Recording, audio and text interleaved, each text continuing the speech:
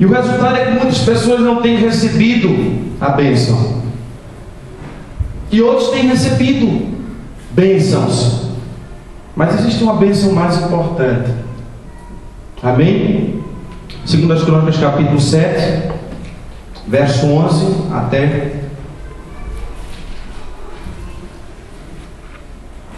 o 15, amém? E quando Salomão terminou, vamos ler em português hoje. E quando Salomão acabou de construir o templo do Senhor e o palácio real, executando bem tudo o que pretendia realizar no templo do Senhor e em seu próprio palácio, o Senhor lhe apareceu de noite e disse: ouvi sua oração e escolhi este lugar para mim como um templo para sacrifícios.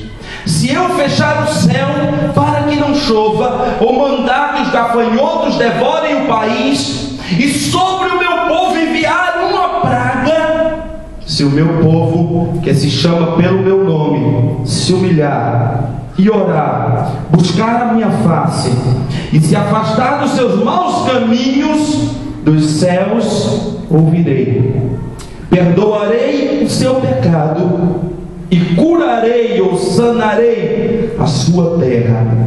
E de hoje em diante os meus olhos estarão abertos e os meus ouvidos atentos às orações feitas neste lugar. Amém? Que lugar é este que falava Salomão? Ele estava inaugurando o templo de Deus na cidade de Jerusalém, em Israel. Os meus ouvidos estarão atentos quando vocês orarem neste lugar.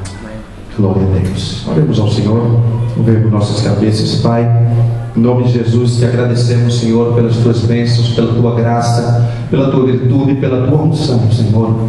Queremos te pedir nessa tarde, Senhor, que o Senhor nos perdoe de todo o pecado e tudo que não vem de ti, Senhor. Que o sangue de Jesus nos limpe de todo o pecado, como diz a tua palavra, que o seu sangue nos purifica de todo o pecado. Senhor, se porventura entre nós há alguém que traz mágoa contra outra pessoa, queixa contra outra pessoa, que perdoe a esta pessoa agora. Se arrependa te pedindo perdão, porque não podemos levar queixa nem mágoa contra ninguém. Não temos esse direito. Somos igualmente falhos e pecadores. Nos perdoa, Senhor, para que todos possamos estar limpos e livres na tua presença, diante dos teus olhos, em nome de Jesus Cristo. E queremos nesse momento nos desligar de toda a influência contrária das trevas de Satanás, do mal, do pecado, da carne, do pensamento, dos sofismas humanos, em nome de Jesus. E nos ligamos somente a ti, Senhor, em nome de Jesus Cristo. Amém. Amém? Pergunta ao seu irmão: você está aqui? Amém? Pergunta assim ao seu irmão: você está aqui no nome de Jesus? Amém. Sim ou não? Amém. Amém? Amém. E como é que você vai responder? Sim, eu estou aqui no nome de Jesus. Não estou aqui no nome do careca, né? Do pastor Breno, nem dos cabeludos, nem do japonês, hermano Pablo, que é ecuatoriano, mas lhe gustam dos pelos mais cortos, né?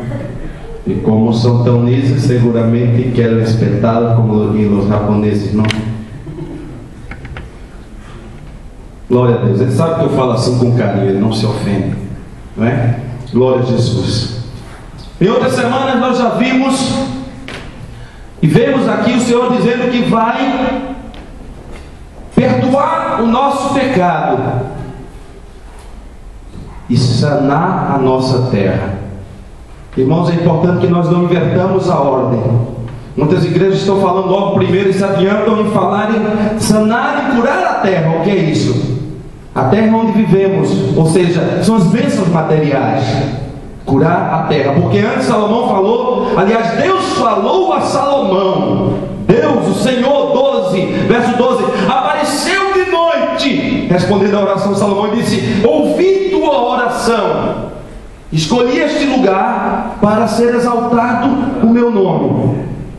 E se eu, caso o povo de Deus falhar e pecar, Deus diz: se eu fechar o céu para que não chova, ou mandar uma praga ao mandar gafanhotos que devorem o país, ou sobre o meu povo enviar uma praga. E aí já vamos contra a pregação de muitos que dizem que Deus não pune o pecado. Por quê? Bem-vindo. Porque hoje em dia, infelizmente, muitos dizem que Deus pune o pecado, mas só daqui a 1000 anos, no juízo final, daqui a 1000 e tal anos. Mas aqui está, o Senhor está dizendo que pode mandar ou permitir. A palavra aqui está direta, embora alguns estudiosos dizem que esses textos do hebraico, quando fala desse sentido, é mais fazer no sentido de permitir que aconteça. Para isso basta a gente ler o livro de Jó e vai ver que todas as dificuldades e pragas praticamente vieram na vida de Jó. Foi Satanás pedindo a Deus autorização para tocar nele e fazer o mal. Naquela época as pessoas não percebiam isso, mas Jesus Cristo nos diz claramente isso em João 10:10, que o ladrão, e sabemos que Satanás o ladrão é um tipo de Satanás. O ladrão não vem senão para roubar, matar e destruir. Logo, esse não é o trabalho nem o serviço de Deus. E Jesus diz em seguida: mas eu vim para que tenham vida e a tenham em abundância. Mas muitas vezes Deus permite que venham lutas e dificuldades sobre nós. E quando isso acontece, nós não devemos dizer: Senhor, por que você está fazendo isso comigo? Mas devemos perguntar: Senhor, para que estás fazendo isso? O que é que eu preciso melhorar? Estás tentando chamar a minha atenção, por que, Senhor? Glória a Deus. Já vimos em outras semanas, como diz aqui: se o meu povo, que se chama pelo meu nome, primeiro se humilhar. Já vimos sobre se humilhar diante de Deus, se humilhar em oração, se humilhar em arrependimento e se humilhar também diante do nosso próximo, diante de nosso próximo, da pessoa que está cerca de nós. Porque às vezes nós só queremos nos humilhar diante de Deus. Só me humilho para Deus, irmão. Me disse um rapaz no internato do seminário que uma vez chegou até a puxar uma faca para mim. Mas pastor, isso acontece. Infelizmente algumas pessoas pensam que seminário significa céu-minário, mas lá dentro ainda somos humanos. E infelizmente alguns pastores e igrejas se enganam quando alguém se converte. Vem do mundo. No Brasil é um país, alguns já dizem que tem 200 milhões, outros tem 190 e tal milhões. E é um país que há muitas pessoas e há muitos problemas de droga e de violência, e pessoas que às vezes entram na igreja e que largaram as drogas há pouco tempo e que estão ali, já os pastores põem na frente. Algumas igrejas permitem, vá para frente e falam no microfone, e aí já cresce um orgulho naquela pessoa. E dizem: esse aí é um pregador, quando ele conta que largou aquela droga e tal, quando deveria ser melhor tratado, trabalhado na Bíblia, meses ou anos, para depois estar ali a falar. E às vezes aquela pessoa já sai falando de igreja em igreja, grava DVD e sai a vender por aí. E sua vida talvez não mudou. Na igreja não se vê, mas em casa com a família. Houve um assim, que um pastor deixou até sua filha casar com ele, o pior marginal do meio estado. Mas está morto.